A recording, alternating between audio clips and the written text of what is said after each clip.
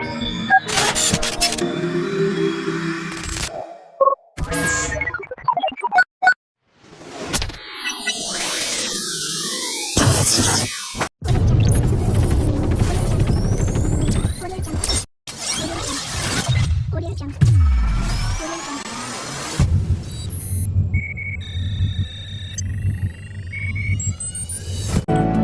everyone! Welcome to our vlog. And sa pagkakataong ito, tatalakayin natin ang dalawang makapangyarihang teknolohiya na lubos na nakaka-apekto sa pangkalahatan nating gawain.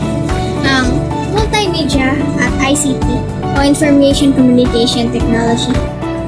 Maaaring hindi mo ito namamalayan pero ang mga tool na ito ay humihubog sa paraan ng ating pakikipag-ugnayan, pag-aaral at libangan sa araw-araw. Isipin mo, kahit na nanonood ka ng video sa YouTube, dumadalo sa online class, o nagme-message ng mga kaibigan mo, ang multimedia at ICT ang nasa likod nito. Sa vlog na ito, ipapaliwanag namin kung ano ang mga teknolohiyang ito, paano sila nagtutulungan, at kung bakit sila napakahalaga sa digital age ngayon. Multimedia ay ang kombinasyon ng iba't ibang nilalaman tulad ng teksto, larawan, tunog, at video na naging interaktibo.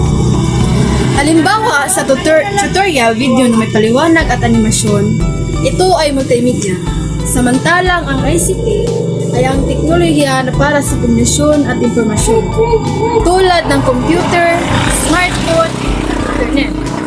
Kapag mag-send ka ng email o nag-browse sa social media, gumagamit ka na ng ICT. Usapan natin kung paano nagtutulungan ang multimedia at ICT. Sa online learning, ang multimedia ay nagpapasaya sa mga leksyon habang ang ICT ay nagbibigay daan para ma-access ito.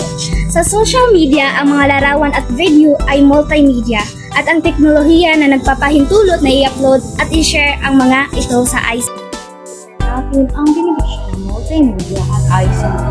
Ang ICT ay nagpapadali ng komunikasyon habang ang multimedia ay napapasaya sa interaksyon.